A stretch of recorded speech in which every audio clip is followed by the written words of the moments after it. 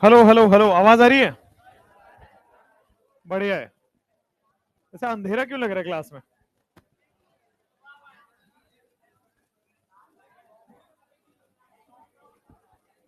Pen कहाँ गया?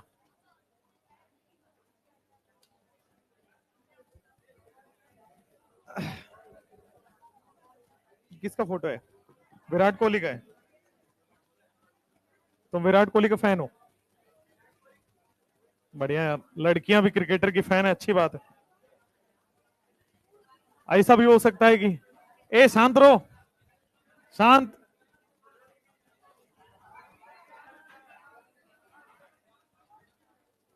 आवाज नहीं आ रहा है? सब ऑन ऑन तो है। सही है भाई, इतने में इतना ही होगा। क्या करना है? पहले वाले एक लेक्चर का लास्ट पेज नहीं आ रहा है। सुबह वाले लेक्चर का लास्ट पेज नहीं आ रहा है।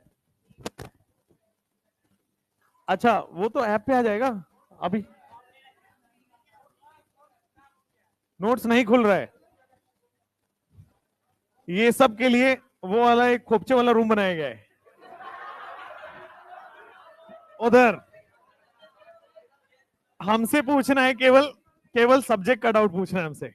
बाकी सब वो छोटा वाला रूम है ना, सारी प्रॉब्लम का समाधान वहां है। चलिए, अभी आपने एक चार्ट बनाया होगा, method of preparation of alkene, जहां पे आपने एल्डिहाइड कीटोन से उल्फ किश्नर वाला आपने पढ़ लिया है, जिसमें आपने क्लेमेंसन पढ़ लिया, उल्फ किश्नर पढ़ लिया, मोजिंगो पढ़ लिया। ये तीन पढ़ लिया है। इसके बाद आपके पास कार्बोक्सिलिक एसिड से एल्केन बनाने का वो चार्ट में ऐड करवा दिया है। Soda lime decarboxylation add करवा दिया है ना? नहीं?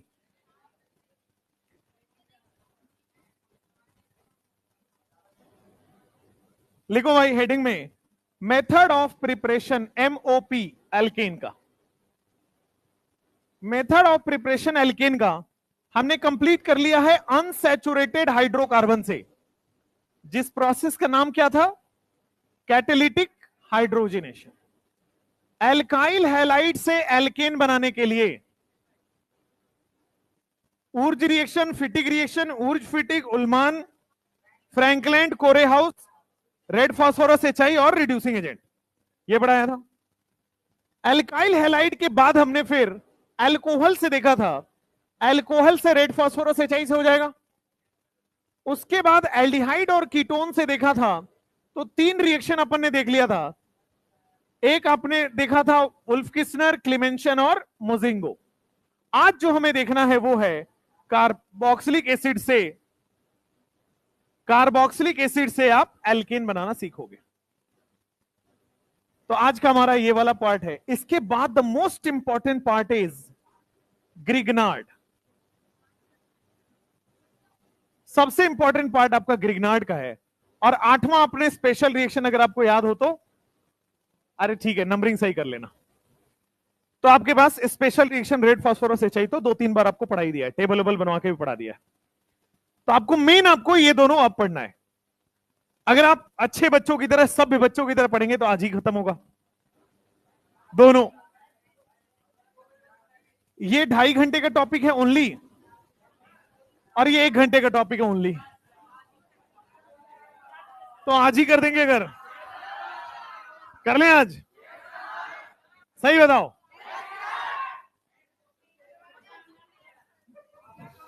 चुप रहो, चलो स्टार्ट तो करें।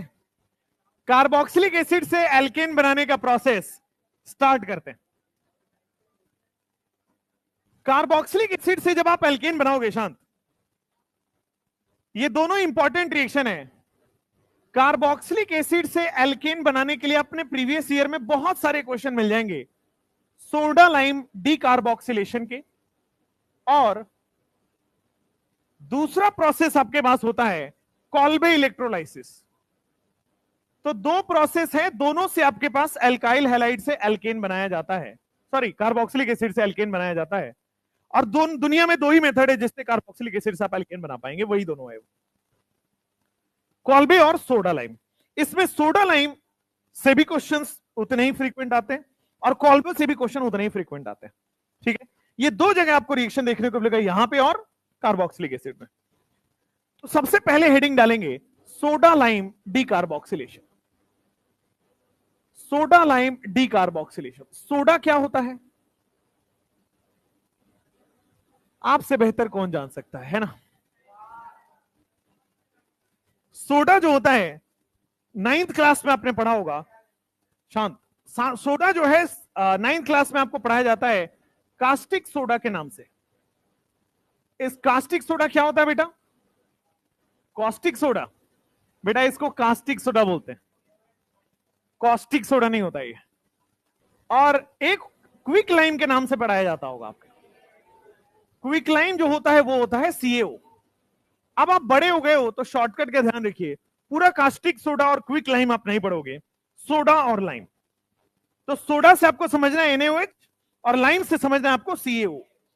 सोडा और लाइम अगर हम रिएक्शन में यूज करें और उसी रिएक्शन में बेटा रिमूवल ऑफ CO2 हो रहा हो, अगर रिएक्शन में सोडा और लाइम का इस्तेमाल हुआ हो और साथ में CO2 का रिमूवल हो रहा है, तो सोडा लाइम डीकार्बोक्सिलेशन रिएक्शन कहते हैं। कैसे होगा अभी मैं आपको समझाता हूं, बोर्ड पे देखना। बोर्ड पे सबसे पहले हम लोग कार्बोक्सिलिक एसिड ना लेकर के कार्बोक्सिलिक एसिड का बेटा सॉल्ट लेते हैं। सॉल्ट का मतलब जिसमें केटाइन और एनाइन हो। हम लोग कार्बोक्सिलिक एसिड नहीं लेते, RCOOH नहीं लेते, हम लोग कार्बोक्सिलिक एसिड का सॉल्ट लेते हैं। सब लोग बोर्ड पे देखना, भी लिखना नहीं। कार्बोक्सिलिक एसिड का हमने सॉल्ट ले लिया, साथ में हमने लिया है बेटा NaOH, साथ में हमने ले लिया NaOH और हमने रिएक्शन में CaO का भी इस्तेमाल किया हुआ है, क्विक लाइम का। तो होता क्या है बोर्ड पे देखना, यहां से जो Na2CO3 है ना वो निकल जाता है। क्या इस जो डब्बे में बना है वो Na2CO3 बन रहा है? देखो 2 Na आ गया, यहां से निकलेगा क्या? यहां पे Na2CO3 यहां से निकल रहा है।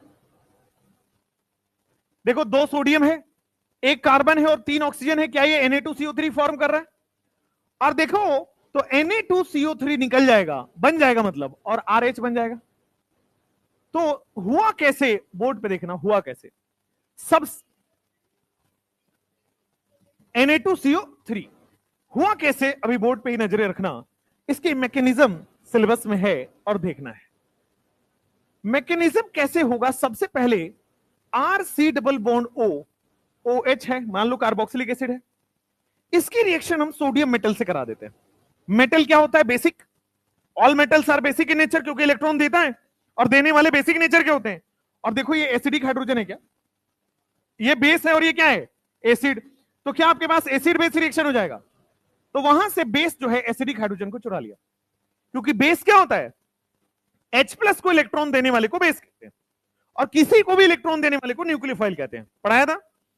तो ये बेस है, H+ को इलेक्ट्रॉन दे दिया और आपके सामने NaH बना लिया है, वो अलग है, वो साइड प्रोडक्ट बन गया, उसको भूल जाओ। हमारे पास अगर आपको नजर आया हो तो देखो, क्या RC double bond OO minus Na+ नजर आ रहा है? RC double bond OO minus Na+, क्या इस वाले पार्ट में यहां पे रेजोनेंस हो रहा है या नहीं हो रहा है? इस वाले पार्ट में आपको रेजोनेंस होता हुआ नजर आ रहा है और रेजोनेंस होके स्टेबल मॉलिक्यूल नजर आ रहा है। तो क्या होगा? रेजोनेंस होके स्टेबल हो रहा है तो ये CO2 बेचारा अपने आप अलग हो जाएगा, क्योंकि स्टेबल मॉलिक्यूल है, उसको इसके साथ लगने की जरूरत क्या है? ये रेजोनेंस करता रहेगा और स्टेबल मॉलिक्यूल, जब भी आगे पढ़ेंगे हम अगले चैप्टर में लिविंग ग्रुप का कॉन्सेप्ट है ना, वहां पे आपको बताया जाएगा कि अगर किसी मॉलिक्यूल के अंदर स्टेबल कोई चीज बन रहा है तो स्टेबल चीजें अपने आप रिएक्शन से बाहर चली जाती है एज अ लिविंग ग्रुप। ये आगे का टॉपिक है, अभी समझ लीजिए कि क्या ये रेजोनेंस से ये वाला पोर्शन स्टेबल हो रहा है, और अगर स्टेबल हो रहा है तो रिएक्शन से बाहर चला जाएगा अपने आप। फिर यहां पे क्या, यहां पे देखोगे, अच्छा ये जब रिएक्शन से बाहर जाता है तो ऐसा नहीं कि अपने इलेक्ट्रॉन लेके जाएगा, नहीं, यहां पे CO2 बाहर गया है, बाद बाकी R के पास इलेक्ट्रॉन रह जाता है। भाई CO2 चला गया तो इस बॉन्ड का इलेक्ट्रॉन तो R के पास ही है, तो CO2 निकल गया है तो बाकी के इलेक्ट्रॉन R माइनस के पास ही रहेगा, R माइनस बन गया। अब देखो रिएक्शन में एज अ सॉल्वेंट की तौर पे वाटर लिया जाता है, सोडा लिया गया होगा, लाइम लिया गया होगा, तो ऑब्वियसली आपके सामने वाटर एज अ सॉल्वेंट यहां पे पड़ा होगा, वाटर एज ए सॉल्वेंट से क्या H प्लस लिया जा सकता है, और H प्लस लिया जाएगा तो देखो क्या एल्केन बन जाएगा RH। समझ में आया? फिर से एक बार वापस देखिए। सबसे पहले मेरे पास रिएक्शन में क्या होता है, कार्बोक्सिलिक एसिड।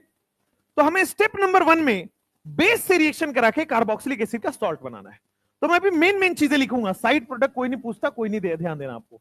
देखो सबसे पहले carboxylic acid RC double bond OH रहेगा। कार्बोक्सिलिक एसिड की रिएक्शन हम किसी भी बेस से करा सकते हैं, सोडियम ले लो, पोटेशियम ले लो, जनरली सोडियम में पोटेशियम को लेते हैं। तो क्या मेटल बेसिक नेचर का होता है, और बेसिक नेचर का है तो एसिडिक हाइड्रोजन से रिएक्शन करेगा, और एसिडिक हाइड्रोजन का रिएक्शन करेगा तो क्या आपके सामने ये बन गया RC double bond O minus Na+, बन गया ना।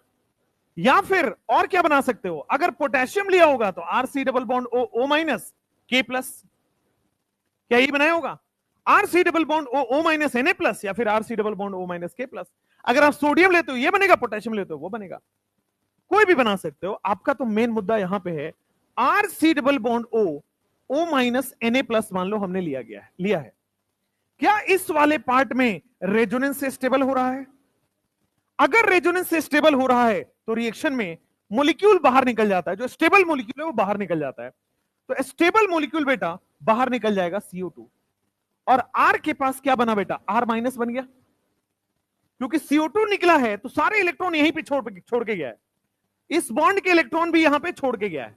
CO2 तो स्टेबल है ना, रेजोनेंस स्टेबलाइज है राइट हैंड साइड से, देखो इसमें resonance stabilise right hand side से हो रहा है, तो ये निकलेगा, ये वाले इलेक्ट्रॉन से उसको क्या मतलब है, ये तो छोड़ के जाएगा।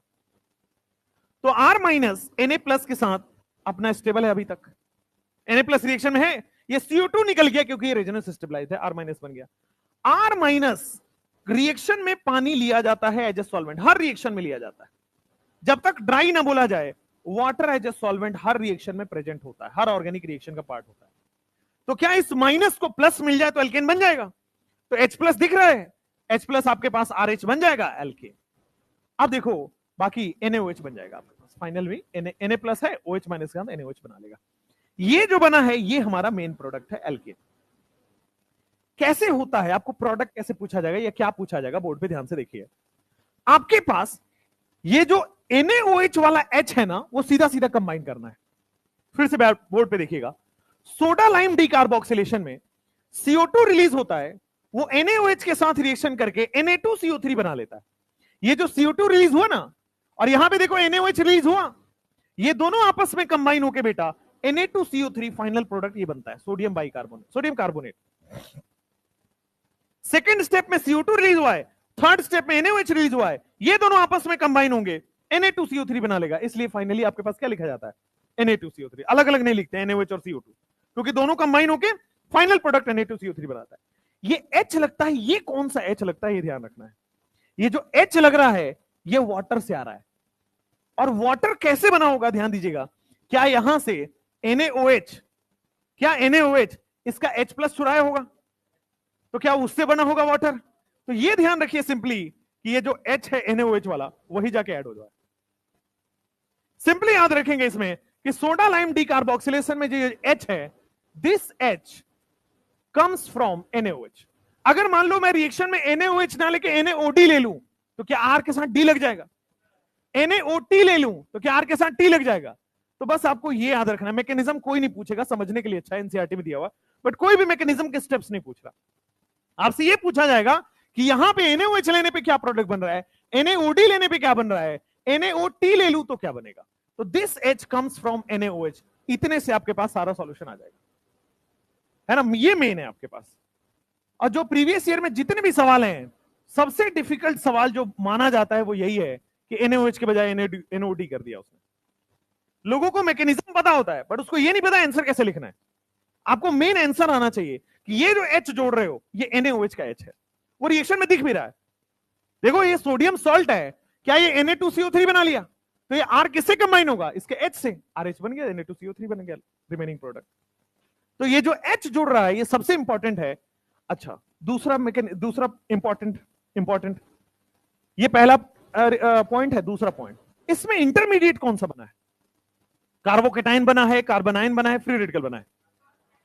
भाई कार्बोनाइन बन रहा है ना R-, देखो कहीं भी R प्लस नहीं बन रहा है, आपको कहीं भी R फ्री रेडिकल नहीं बन रहा है, क्या हर जगह R माइनस बन रहा है? तो कौन सा इंटरमीडिएट बना है? कार्बनाइन इंटरमीडिएट बना है। तो ज्यादा से ज्यादा पूछेगा तो क्या पूछेगा? What is the intermediate formed in soda lime decarboxylation? Carbanion intermediate. ये हो गया सेकंड प्रोडक्ट। सेकंड चीज, तीसरा, अगर इसमें इंटरमीडिएट कार्बनाइन बन रहा है तो रेट ऑफ रिएक्शन किस पे डिपेंड करेगा? हर रिएक्शन का रेट उसके इंटरमीडिएट की स्टेबिलिटी पे डिपेंड करता है। इस रिएक्शन का रेट इसके इंटरमीडिएट की स्टेबिलिटी पे डिपेंड करेगा। तो सोडा लाइम का rate of soda lime decarboxylation किस पे डिपेंड कर रहा है? Directly proportional to stability of carbanion, directly proportional to stability of carbanion. तो this H comes from NaOH, carbanion intermediate बनता है, रेट आपका इस पे डिपेंड करता है। तो फटाफट से इसको लिख लीजिए, फिर इसके क्वेश्चंस करेंगे अच्छे वाले। एक और चीज बताओ, CH4 बन सकता नहीं बन सकता? इसमें बन सकता है, ऑब्वियसली बनेगा। एक कार्बन दिख रहा है यहां पे, R होता तो नहीं बनता। अगर एक कार्बन वाला है तो आराम से बनेगा। CH4 methane can be form.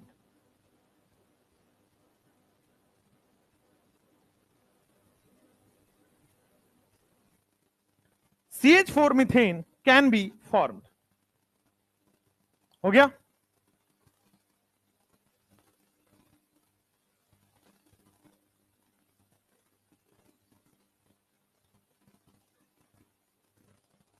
JEE mains में एक बार पूछा, जो केवल एनसीईआरटी में लिखा है, ये जो सोडा लेते हैं और लाइम लेते हैं, इस सोडा और लाइम किस मोल रेशियो में लेते हैं? केवल एनसीईआरटी में लिखा है 3:1 रेशियो में लेते हैं। 3 मोल NaOH लेते हैं तो 1 मोल CaO लेते हैं। ठीक है? तो सोडा और लाइम, ऐसा नहीं कि 1 मोल सोडा 1 मोल लाइम ले लिया।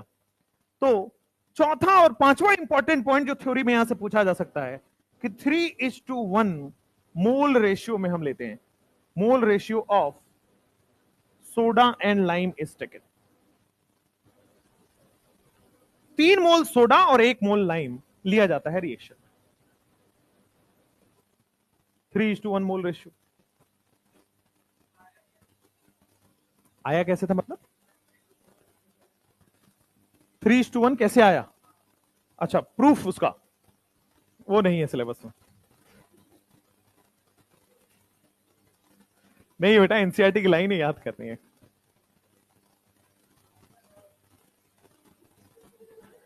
क्या कह रहे? नहीं, ये काम तो मैं अकेले में भी नहीं कर पाऊंगा। ये है ही नहीं ना थ्योरी का पॉइंट। अभी क्या करोगे इसमें?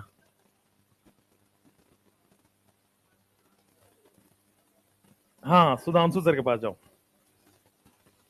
एनसीईआरटी पढ़ाएंगे फिर आपको, है ना? हाँ, डीप लाइंस। तुम जो हो ना बच्चों, तुम बच्चे नहीं हो बेटा।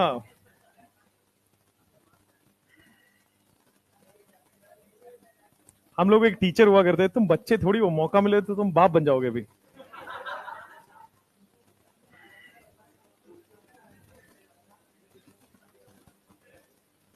चलो क्वेश्चन लिखते हैं।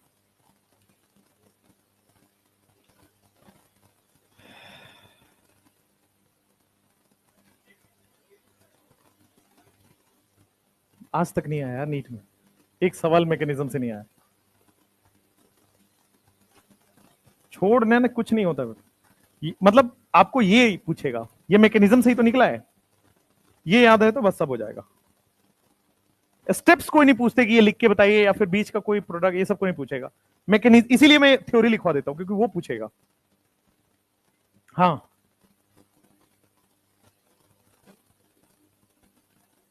NaOH का ये सबसे पहले स्टेप में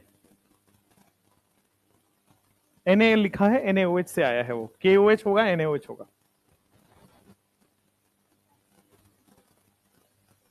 ये क्योंकि मैं डायरेक्ट लिखवाऊंगा तो मैं ऐसा लगेगा मास्टर रटवा रहा है। ये अब देखो, ये कार्बनाइन इंटरमीडिएट आपको दिख रहा है, सीधा लिख देता तो नहीं पता चलता। रेट अब आपको फील हो रहा होगा कि कार्बनाइन की स्टेबिलिटी पे डिपेंड करेगा। H कहां से लग रहा है, तो देखो दिख रहा है कि NaOH का H ऐड हो रहा है। तो इसलिए मैकेनिज्म पढ़ाया जाता है, क्योंकि समझ के लिखोगे तो याद आसानी से होगा। डायरेक्ट लिख लोगे, अब जैसे वन शॉट पढ़ाऊंगा तो थोड़ी पढ़ाऊंगा ये, वन शॉट में ये पढ़ाऊंगा। क्या R माइनस, कार्बन पे माइनस, हाँ भाई कार्बन के पास 1 2 3 4 इलेक्ट्रॉन है, तो क्या COO माइनस ये अपना रेजोनेंस कर रहा है, तो ये वाला पाई बॉन्ड यहां बनेगा, ये वाला पाई बॉन्ड टूट जाएगा, समझ रहे हो ना। तो क्या इसके पास ये रेजोनेंस स्टेबलाइज है, और रेजोनेंस स्टेबलाइज है तो ये मॉलिक्यूल अलग हो जाएगा। समझ में आया। अब मॉलिक्यूल जब अलग होता है तो कोई भी इलेक्ट्रॉन लेके नहीं जाता है, सिंपल मॉलिक्यूल लेके चला जाता है, अपना भी और सबका, सब इलेक्ट्रॉन लेके छोड़ के चला जाएगा। इक्विवेलेंट रेजोनेंस हो रहा है, हाईली स्टेबल हो रहा है, अलग होके ज्यादा स्टेबल हो सकता है। हाँ देखो, क्या यहां पे NaOH हमने लिया था, NaOH यहां से H प्लस छुड़ाया था, H प्लस छुड़ा के NaOH और H प्लस कहां से लिया, वाटर बना है, NaOH का OH और यहां का H वाटर बना है, वही वाला वाटर से H प्लस जोड़ रहा है ना। तो अगर मैं NaOD ले लूं तो HOD बन जाएगा, ठीक है। चलो क्वेश्चन लिखो। हाँ बता रहा हूं, वो अभी लास्ट क्वेश्चन के बाद एक एक करके भाई। हाँ आराम से रुको। हाँ कार्बन इंटरमीडिएट कैसे, अच्छा देखो यहां पे जो प्रोडक्ट बना है, क्या वो कार्बन पे माइनस दिख रहा है, R पे माइनस, तो कार्बन पे माइनस बना है, दैट मींस कार्बन इंटरमीडिएट बना है। देखो कहां पे, कहीं पे कार्बन पे प्लस दिख रहा है, नहीं दिख रहा है, कहीं पे कार्बन पे फिर रेडिकल दिख रहा है, नहीं दिख रहा है, बना क्या है, कार्बन इंटरमीडिएट बना है। देखो ना एल्केन बनने के लिए क्या हमने कार्बोनाइन लिया था, एल्केन कैसे बना है, कार्बोनाइन से, ये फाइनल एल्केन है, ये बना कैसे, कार्बोनाइन से, तो जिससे बनता है वही तो इंटरमीडिएट कहलाता है। हाँ आप पूछो, भूल गए। हाँ कौन वाला, रेट वाला। किसी भी रिएक्शन में जो इंटरमीडिएट होता है, रेट उसी के स्टेबिलिटी पे डिपेंड करता है। जैसे ऊर्ज रिएक्शन में 2 इंटरमीडिएट बना था, तो हम किसी पे भी इंटरमीडिएट की स्टेबिलिटी नहीं देख पाए थे। लेकिन अगर किसी भी रिएक्शन में इंटरमीडिएट बनता है, तो अच्छा एक बात सोच के बताओ, अगर ये स्टेबल होगा तो जल्दी से प्रोडक्ट बनाएगा, तो जल्दी से प्रोडक्ट वो बना रहा है ना जिसका इंटरमीडिएट स्टेबल है, वही तो लिखा है, जल्दी से रेट उसका होगा ना जिसका इंटरमीडिएट स्टेबल है। तो किसी भी रिएक्शन का रेट उसके इंटरमीडिएट की स्टेबिलिटी पे डिपेंड करता है। इसीलिए हर रिएक्शन में आपको इंटरमीडिएट ध्यान होना चाहिए कि क्या क्या इंटरमीडिएट बनता है। अच्छा ऊर्ज का रेट कैसे देखते थे, ऊर्ज का रेट कैसे देखते थे, स्टीरिक क्राउडिंग लिखवाया हुआ है, क्योंकि उसमें 2 अलग अलग तरह के इंटरमीडिएट बनते हैं, कार्बोनाइन भी बन सकता है और रेडिकल भी बन सकता है। तो वहां पे जब 2 तरह के बन जाएंगे तो किसी से डिसाइड नहीं होगा, तो फिर स्टीरिक क्राउडिंग लगेगा, ठीक है। और जहां पे एक इंटरमीडिएट बन रहा है उसकी स्टेबिलिटी पे डिपेंड करेगा। NaOH और CO बस बनता है, NaOH का OH माइनस ही इसके H प्लस लेके वाटर बना लेगा। चलो रिएक्शन प्रोडक्ट लिखो, राइट द प्रोडक्ट, क्वेश्चन लिखो। CH3 C double bond O minus Na plus, NaOH CaO heat,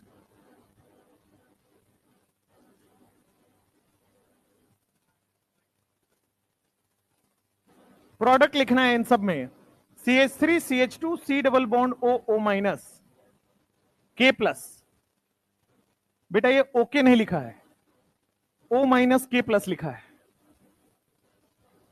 है ना, लोग ओके बाय मत समझ जाना इसको। CH3 C double O minus Na plus, इसकी रिएक्शन हमने NaOH के बजाय NaOD से कर दी है, तो जो H जोड़ना है वो NaOH से आता है, ध्यान रखिएगा।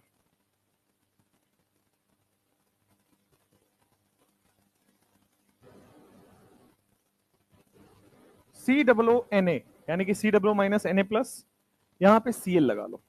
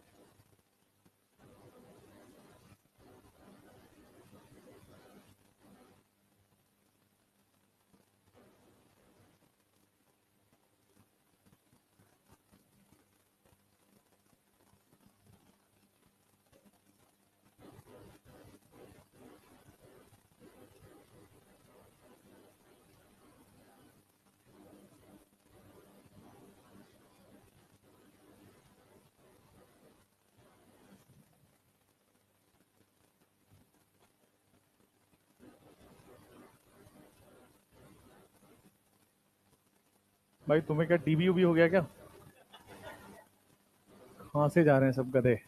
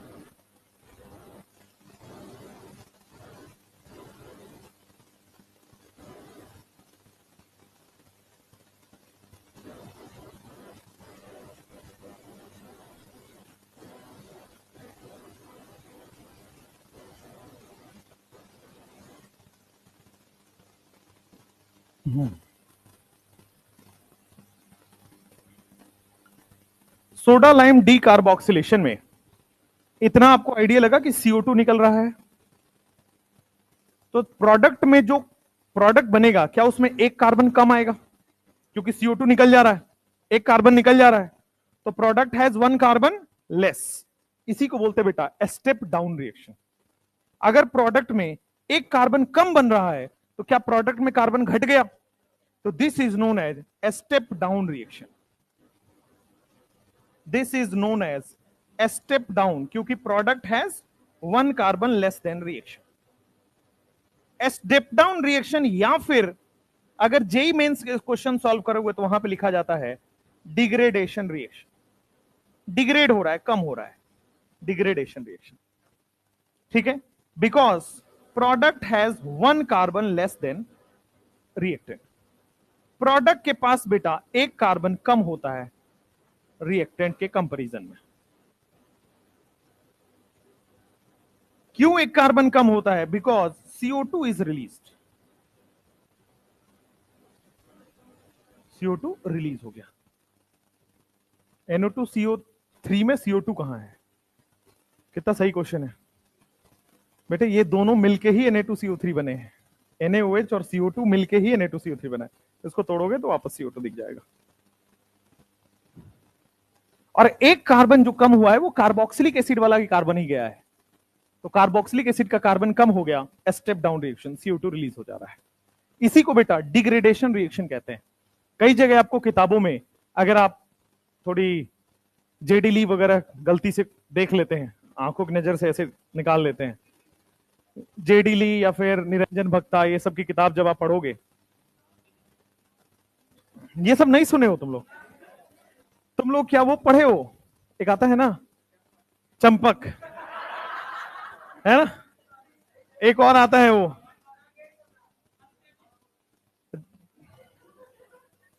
तुम लोग ये पढ़ते हो क्या, सरस सलील वगैरह पढ़ते हो क्या? तुम लोग थोड़ा अच्छी किताबें पढ़ा करो बेटा, इसमें वो सब किताबें होती है जिसमें ऑर्गेनिक की पूरी चीजें लिखी गई है ना। हम लोगों को जब डाउट आता है तो हम लोग कहां पढ़ते हैं, निरंजन भक्ता की किताब पढ़ लेते हैं, आपके कोलकाता के राइटर है, यूएस लेवल की, मतलब पीएचडी वीएचडी वाले पढ़ते हैं। तो खैर आप लोगों को क्यों जानना है, वहां पे बेटा इस रिएक्शन का नाम सोडा लाइम डीकार्बोक्सिलेशन ना बोल के बोला जाता है, सोडा लाइम डिग्रेडेशन रिएक्शन, ठीक है। पर आपके लेवल पे सोडा लाइम डीकार्बोक्सिलेशन चलेगा। अच्छी किताबें पढ़िए, अच्छा नॉलेज आएगा, नहीं तो इंस्टाग्राम के रील के दुनिया में ना बह जाओगे, बह गए हो। मेरा वीडियो देखते हो, मत देखो भाई। हाँ, क्या बनेगा, मीथेन कैसे बनेगा, ये एक प्रोडक्ट है जहां मीथेन बनेगा, बता रहा हूं, पहले वाले मीथेन ही बनेगा।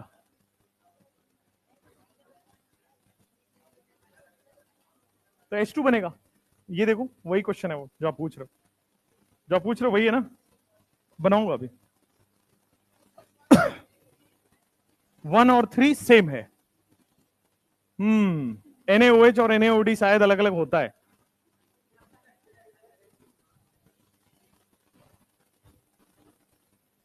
चलो, राइट द प्रोडक्ट, देखो ध्यान से बोर्ड पे, आपको यह समझना है, थोड़ा सोच समझ के करना है क्वेश्चन को। तो देखो यहां पे CO2 निकल रहा होगा और CH3 माइनस बन रहा होगा, कार्बन आयन बनता है ना, CH3 माइनस क्या NaOH से H चुरा लेगा, क्या CH4 बन जाएगा, जो CO2 है वो NaOH से मिलके Na2CO3 फाइनल प्रोडक्ट बना रहा होगा, ठीक है। वैसे आप फाइनल प्रोडक्ट सीधा लिख सकते हो, यहां से R माइनस यहां से H ले लेगा NaOH से, प्रोडक्ट बन गया, बट अपन इंटरमीडिएट के साथ लिख रहे हैं, कोई दिक्कत नहीं है। नेक्स्ट, क्या यहां पे CO2 निकल रहा होगा, इथाइल रेडिकल बन रहा होगा, इथाइल एनाइन, क्या ये इथाइल एनाइन NaOH से H ले लेगा और इथेन बना देगा, जो CO2 निकला होगा क्या वो NaOH के साथ Na2CO3 बनाएगा, बिल्कुल सही बात है।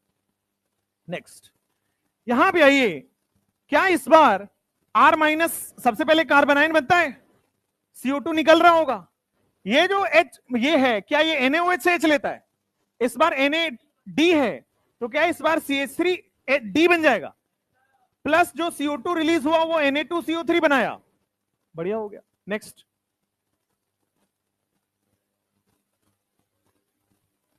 फिर आपके पास देखोगे कार्बन रिलीज हो गया होगा, मतलब CO2 निकल गया होगा, CO2 निकलने के बाद यहां माइनस बनता है, CO2 निकालो माइनस बनाओ, ये माइनस को NaOH से H प्लस ले लेगा, तो NaOH से H प्लस ले लिया, फाइनली जो CO2 निकलेगा क्या वो Na2CO3 बना लेगा NaOH के साथ, Cl एज इट इज रह जाएगा। Cl का कोई रिएक्शन थोड़ी है, C डबल कार्बोक्सिलिक एसिड का रिएक्शन है। नेक्स्ट, सिमिलरली यहां पे देखो कि CO2 निकला होगा और CO2 निकलने के बाद क्या ये कार्बन आयन बनाया होगा, इस माइनस को NaOH से प्लस लेना था, इस बार NaOH ना होके क्या है NaOD, तो यहां पे बेटा ड्यूटेरियम आ जाएगा सिंपली। रेजोनेंस होता है वो वाला, रेजोनेंस नहीं होगा, this do not gives resonance, resonance pi sigma pi में होता है, ये नेगेटिव चार्ज sp2 है, स्टेबलाइज्ड है। हाँ, कहां पे, ये वाले में,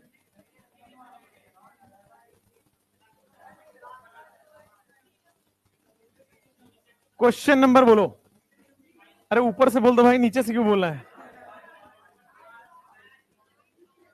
5 नंबर, 1 2 3 4 5, ठीक है।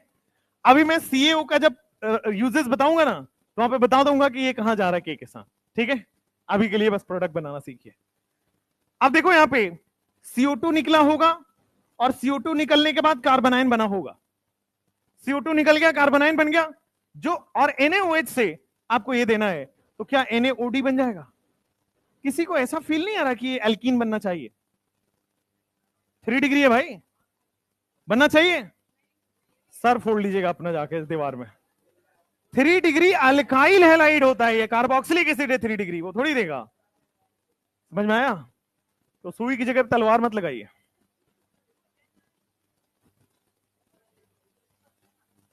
अल्काइल हैलाइड 3 डिग्री होता है, वो हमेशा आपके पास एलिमिनेशन यानी कि एल्कीन प्रोडक्ट देता है। ठीक है, यहां पे अल्काइल हैलाइड नहीं है तो वो मत सोच लेना कि सर 3 डिग्री है तो एल्कीन बना देते हैं। हर अल्काइल हैलाइड एल्कीन नहीं बनाता। 3 डिग्री अल्काइल हैलाइड आपके पास देगा, 3 डिग्री कार्बोक्सिलिक एसिड थोड़ी देगा। तो सिंपल है, माइनस बनाएगा, ड्यूटेरियम जोड़ दो। यहां पे आ जाओ, जैसे ही आप जाओगे तो सबसे पहले रेजोनेंस स्टेबलाइज्ड COO हटाया, एनाइन बनाया। क्या यहां पे NaOD है तो क्या आपके सामने ड्यूटेरियम जाके जुड़ जाएगा? वहां पे ड्यूटेरियम जुड़ जाएगा और आपके पास जो CO2 रिलीज हो रहा होगा, क्या Na2CO3 बनेगा क्या? नेक्स्ट, रेजोनेंस कराएंगे भी।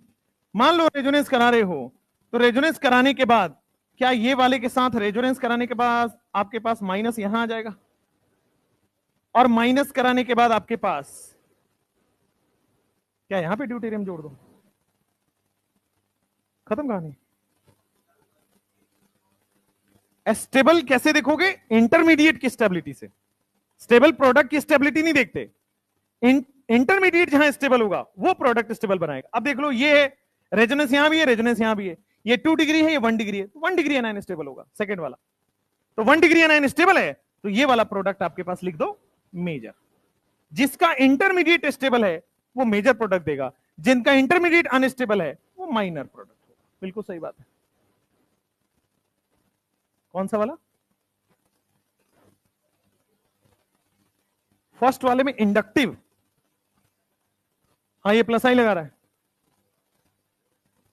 हाँ, तो वही वाला लॉजिक हो गया ना कि ये 2 डिग्री है, प्लस आई लग जाएगा। ये 1 डिग्री है, प्लस आई नहीं लगेगा। प्लस आई लगने से अनस्टेबल हो जा रहा है, प्लस आई नहीं लग रहा है तो स्टेबल है। नेक्स्ट, उसी का वो उधर वाला क्वेश्चन भाई है। अब चलो ऊपर वाले क्वेश्चन पे। ऊपर वाले क्वेश्चन में क्या आपके पास CO2 हटेगा और माइनस बन जाएगा? तो CH2 हटने के बाद देखो क्या यहां पे रेजोनेंस स्टेबलाइज्ड बन गया है? बना? अब रेजोनेंस स्टेबलाइज्ड बन गया है, क्या NaOH से लेके वो NaOD से ड्यूटेरियम ले लेगा इस बार, और ड्यूटेरियम लेके CH2D बना देगा? आपने ये नहीं सोचा कि सर ये एनाइन रेजोनेंस में है तो रेजोनेंस करके नीचे भी आना चाहिए। एरोमेटिसिटी मत तोड़ देना रेजोनेंस के चक्कर में, वो एरोमेटिक रिंग है, बेंजीन नहीं कर लेगा रेजोनेंस, है ना? ठीक है, नेक्स्ट। अब आ जाइए, यहां पे क्या बेटा CO2 रिलीज हो रहा होगा? ये कहां करेगा? करेगा ना भाई, ये H2 रिलीज हो रहा होगा, और क्या H माइनस बन रहा होगा? H माइनस सामने वाले NaOH से H लेगा। हाँ, इस बार कार्बन का कोई एल्केन नहीं बनेगा, बट H2 गैस रिलीज होगा। H माइनस सामने वाले NaOH से H होगा, और देखो जो CO2 रिलीज होगा क्या वो Na2CO3 बना लेगा? रिएक्शन देगा, एल्केन का रिएक्शन नहीं देगा। हाँ, एल्केन अगर पूछ रहा है तो नहीं, एल्केन नहीं बन रहा, बट रिएक्शन तो दे रहा है, H2 बन रहा है। नेक्स्ट, NaOD में क्या H माइनस इस बार ड्यूटेरियम से ऐड हो जाएगा और आपके पास Na2CO3 बन जाएगा। एल्केन का रिएक्शन नहीं दे रहा, बट प्रोडक्ट तो बना ही रहा कुछ ना कुछ।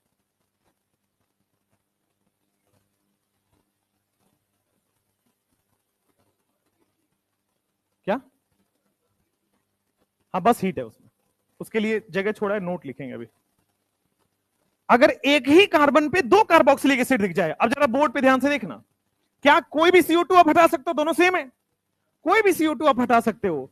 मैंने कोई एक CO2 हटा दिया, और देखो नीचे वाला CO2 मान लो मैंने हटा दिया, तो क्या माइनस बनेगा? CO2 हटाने के बाद माइनस बन रहा है। जैसे ये माइनस बना, क्या ये हाईली रेजोनेंस स्टेबलाइज्ड हो गया? जैसे ये माइनस बना, क्या ये हाईली स्टेबल है? और हाईली स्टेबल है क्यों? क्योंकि क्या हो रहा है इसमें? रेजोनेंस। फिर क्या करेगा ये माइनस? क्या आपके साथ NaOH सिंपली लिया होगा, NaOH हमारे पास सिंपली लिया होगा, तो आपके पास क्या NaOH से H ले लेगा? NaOH से H लेके आपके पास CH3 C double bond O minus Na+ बना लेगा। अब ये क्या हुआ, बोर्ड पे ध्यान से देखिएगा। अगर मान लीजिए आपके पास एक ही कार्बन पे 2 एसिड लगा हुआ है, अभी तक के जो क्वेश्चन है वो एक एक एसिड वाले क्वेश्चन थे। एक ही कार्बन पे 2 एसिड लगा हुआ है, तो एसिड हटाने के बाद क्या रेजोनेंस स्टेबलाइज्ड कार्बन आयन बन रहा है, और resonance stabilised carbon ion highly stable carbon ion हो जाता है। और इस वजह से we don't even require NaOH। यहां पे सिंपली वाटर सॉल्वेंट भी ले लेते हैं तो काम हो जाता है। We don't actually require soda lime, यहां पे सोडा लाइम के बिना भी काम हो जाता है, सिंपली वाटर से भी ले लोगे तो हो जाएगा। तो यहां पे नोट करके इसी बात को लिखना होता है कि if 2 carboxylic acid is present in, if 2 COOH group is present on single carbon, अगर 2 कार्बोक्सिलिक एसिड एक ही कार्बन पे प्रेजेंट होता है, is present on single carbon, ये 2020 में यही था। 4 क्वेश्चन के 4 रिएक्शन के ऑप्शन दिए थे, एक ऑप्शन में दिया हुआ था ये कि एक ही कार्बन पे 2 कार्बोक्सिलिक एसिड थे, और जो मैच द कॉलम में दूसरा साइड है वहां पे सिंपली हीट वाला सिलेक्ट करना था। सबने NaOH हीट मार के आए थे। कह रहे थे इससे एल्केन बनाने के लिए क्या चाहिए, तो एल्केन बनाने के लिए सबके दिमाग में चलता है कार्बोक्सिलिक एसिड से एल्केन, सोडा लाइम। सब NaOH मार के आ गए थे कि हाँ सोडा लाइम लगेगा। अगर एक ही कार्बन पे 2 कार्बोक्सिलिक एसिड है तो वी डोंट रिक्वायर NaOH। हम इस बिना सोडा लाइम के भी एल्केन बना सकते हैं, आगे और बनाएंगे भी। बिना सोडा लाइम के फर्दर रिएक्शन हो जाएगी। If 2 COOH is present on single carbon, then we don't require soda lime। तो फिर हमारे पास सोडा लाइम की जरूरत नहीं, we don't require soda lime, हमें सोडा लाइम की रिक्वायरमेंट नहीं होती है। This reaction proceeds simply on heating. ये बिना सोडा लाइम के ही हीट करने पर ही बेटा प्रोसीड हो जाता है, ये रिएक्शन हो जाता है। ठीक है, अब इसमें मुद्दा यह है कि एल्केन बनेगा कि नहीं।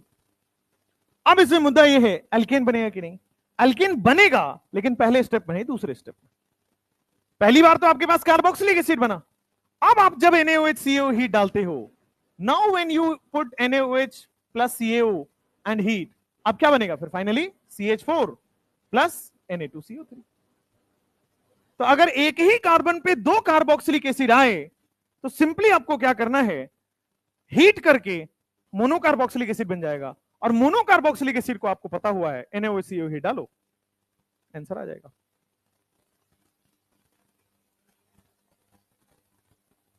जब एक कार्बोक्सिलिक एसिड हो तो आपके पास सोडा लाइम डीकार्बोक्सिलेशन, जब 2 कार्बोक्सिलिक एसिड एक ही कार्बन पे हो इट इज सिंपली हीटिंग पर रिएक्शन होगा। हाँ, मेटल, हाँ पहले से ही रिएक्शन में दिया होता है। क्या,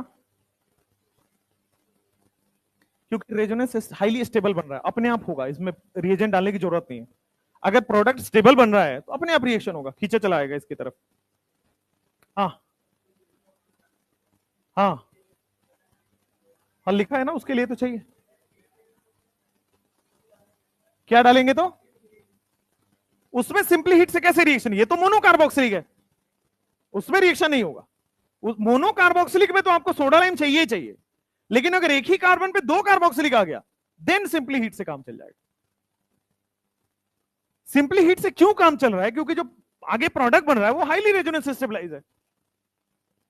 लास्ट क्वेश्चन, लास्ट क्वेश्चन में क्या होगा आप देखो बोर्ड पे, क्या CO2 हटा के रेजोनेंस बनाओगे। अब CO2 हटा के यहां कार्बन 14 है, CO2 हटा के रेजोनेंस बनाओगे तो क्या यहां माइनस आ रहा होगा, क्या ये रेजोनेंस भी करेगा, और रेजोनेंस करेगा तो रेजोनेंस करा दो, तो क्या यहां पे बेटा कार्बन 14 पे माइनस आ जाएगा, नहीं आ जाएगा। अच्छा, अब ये माइनस चार्ज NaOH से H+ ले लेगा, तो NaOH से H+ लेने के बाद एक कार्बन 14 है, यहां पे H ले लिया, और यहां पे आपके पास सिंपली कार्बन 14 पे H ले लिया, बस यही बनेगा और क्या, सेम अमाउंट, क्योंकि दोनों सेम है प्रोडक्ट, इसमें मेजर माइनर नहीं देख सकते।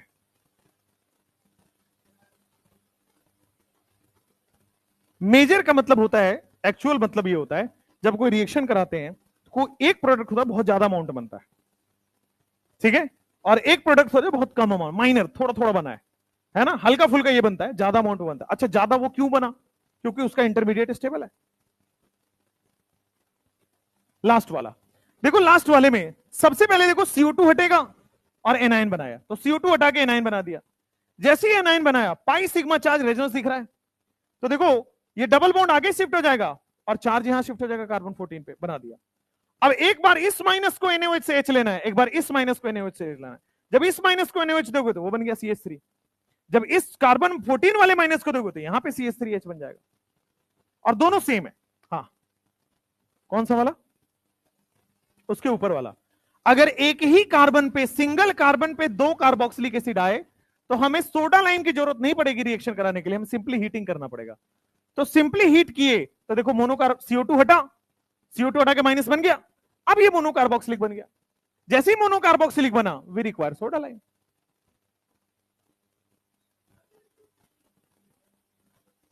मोनोकार्बोक्सिलिक बनाएंगे फिर अल्केन बनेगा।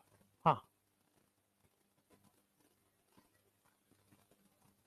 कौन से एसिड? Acid anhydride. हाँ, यहां पे एनहाइड्राइड कर दे तो भी अल्केन बनेगा क्या?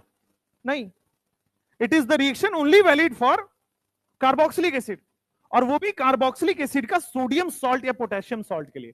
चलो यहां तक लिख लिया आपने, पहले नहीं लिखा? शांत। हाँ, 4 नंबर में। हाँ, तो यहां पे सबसे पहले COO हट के माइनस लग गया, और माइनस क्या NaOH से H लेगा तो H लग गया, H दिखाती थोड़ी है इसमें। नेक्स्ट। हाँ हाँ, कहां पे Na+? यहां भाई, ये रिएक्शन में दिया हुआ है, ये रिएक्शन में ही पहले से है, क्वेश्चन में Na+ लगाया हुआ है। हाँ हाँ, CO2 निकलता है। नो, रेडिकल नहीं बनेगा, देखो ध्यान से, CO2 स्टेबल हो रहा है, रेजोनेंस स्टेबलाइज, तो ये अपने बॉन्ड का इलेक्ट्रॉन भी R के पास छोड़ के जाता है, R- बनता है, रेडिकल नहीं बनेगा। ठीक है, क्यों? ये अपना इलेक्ट्रॉन भी क्यों छोड़ रहा है? क्योंकि इसको सामने वाला वो माइनस दे रहा है ना, सामने से मिल जा रहे थे, छोड़ दिया। चलो, यस, तभी तो R- बना है। एक इसमें ऐड कर लीजिए, एक इसमें ऐड कर लीजिए स्टार पॉइंट, कि सोडियम या potassium salt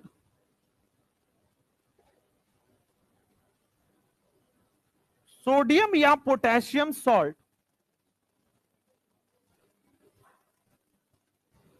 of carboxylic acid से आपके पास क्या बन जाता है? एल्केन। तो आपके पास सोडियम या पोटेशियम सॉल्ट बना के दिया होगा क्वेश्चन में, आपको बनाने की जरूरत नहीं कि सॉल्ट बना रहे, पहले हमने सॉल्ट बना के दिखा दिया है, बट आपको ये सीधा ये दिया होगा, आपके पास मेजर रिएक्शन ये होता है। कहां पे, कहां पे बनाया?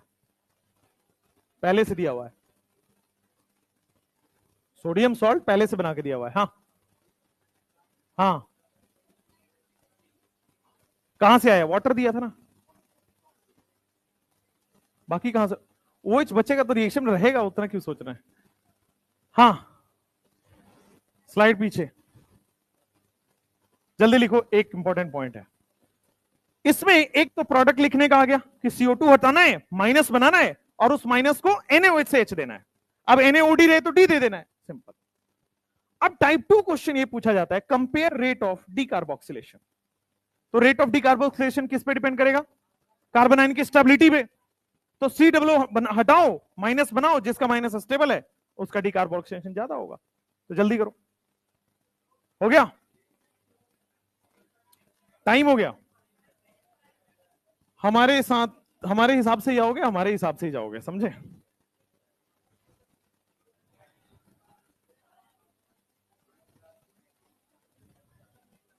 हाँ, खाना खत्म हो जाएगा, कोई बात नहीं।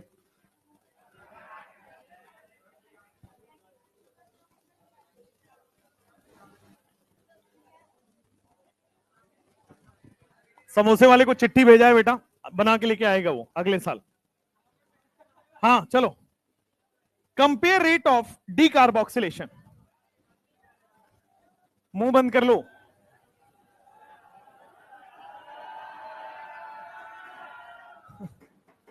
भाई मेरे पास पूरा टाइम है, मेरे पास पूरा टाइम है आपको। अब आप देख लीजिए, आपको जल्दी पढ़ के घर जाना है या आराम से घर जाना है। हाँ भाई, अब देख लो, मुझे तो कॉल भी पढ़ाने के बाद ही छोड़ूंगा, राइट। आप देख लो, मैं 5 मिनट बैठा हूं, कोई बात नहीं, सर सर कर लो।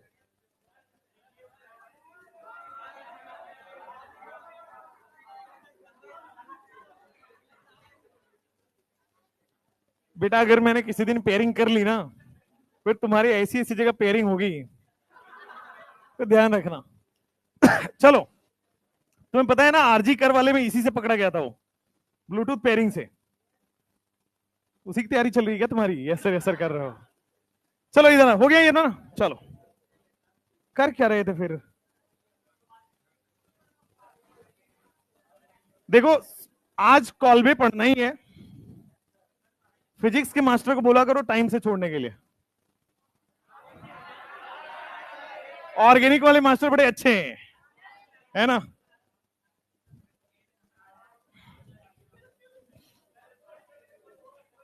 क्या कह रहे?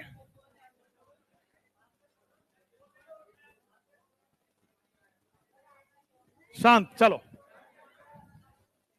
चलो भाई, compare rate of D carboxylation. Question साथ में उतारा करो। Rate of D carboxylation reaction किस पे डिपेंड करता है? स्टेबिलिटी ऑफ कार्बन आयन पे। किसी भी रिएक्शन का रेट उसके इंटरमीडिएट की स्टेबिलिटी पे डिपेंड करता है। मैं आपको 6-7 सवाल कराऊंगा, सारे प्रीवियस ईयर है। डी कार्बोक्सिलेशन इतना इंपॉर्टेंट है, सारे ही प्रीवियस ईयर है, देख लो। COO यहां पे CH3 है,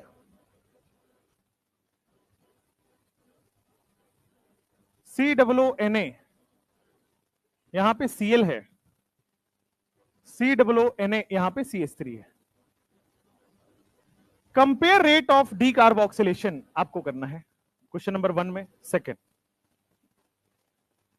क्या तुम एक काम को पढ़ने आए हो कि हम मुझे सिखाने आए हो कि सर कार्बोनाइन बनाना है इसमें? मुझे आता है, तुम इतना मत टेंशन लो मेरी। कह रहे सर कार्बोनाइन बनाना है इसमें, कहते।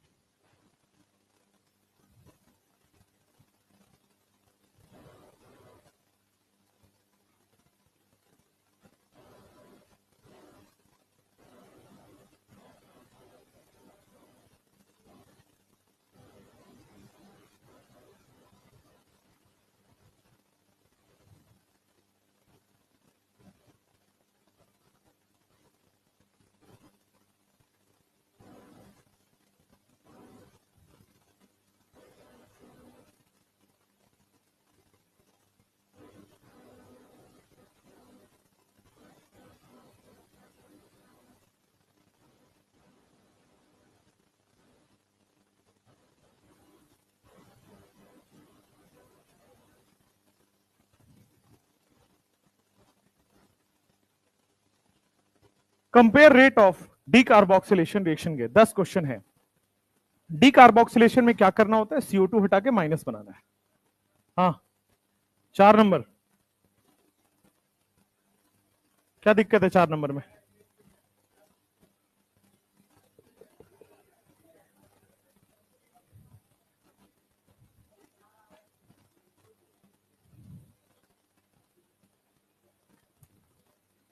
जल्दी करो।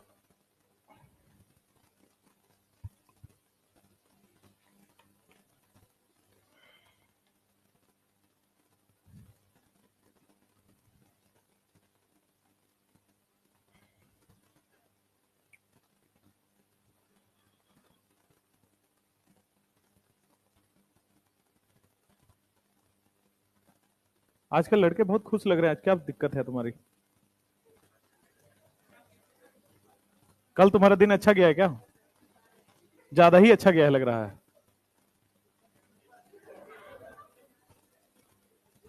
समझ में आ रहा है। लड़कियां थोड़ी सी उदास उदास हैं, इनका फास्टिंग ज्यादा हो गया हमको लग रहा है ना? बहुत बढ़िया। ये करवा चौथ जो व्रत है, ये शाहरुख खान का देन है।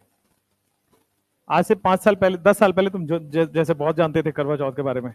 जब से शाहरुख खान ने वो करण जौहर के साथ मूवीज करी हैं, तब से मतलब वही यार, यस जौहर के साथ जब से वो मूवीज आई है उसी में तो पॉपुलर हुआ है। उससे पहले तो हमारे यहाँ तो तीज चलता है ना? तीज को कोई जानता नहीं है? बताओ, तीज को कहते हैं। सोफिस्टिकेटेड लोग थोड़ी ना तीज करते हैं, है ना? आजकल ऐसा चल गया है, आजकल सोफिस्टिकेटेड व्रत हो गया है ये। ठीक है, चलिए। इंस्टाग्राम वाला, हाँ, रील बना के डालना जरूरी है ना यार, ऐसे देखते हुए।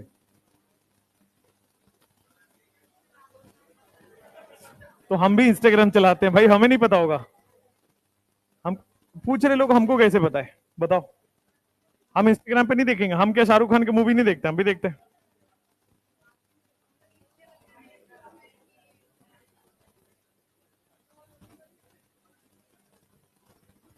कर लो भाई, कर लो। तुम लोगों ने कल किया क्या वैसे? क्या दिन भर किया टेस्ट के बाद? नोट्स बना रहे थे? लाइब्रेरी में थे? एनसीईआरटी पढ़ रहे थे? बेटा मुझे पता है, बंद कमरे में तो तुम छाती पीट रहे होगे कि हाय मेरा तो कुछ हो जाए जिंदगी में। पता है मुझे।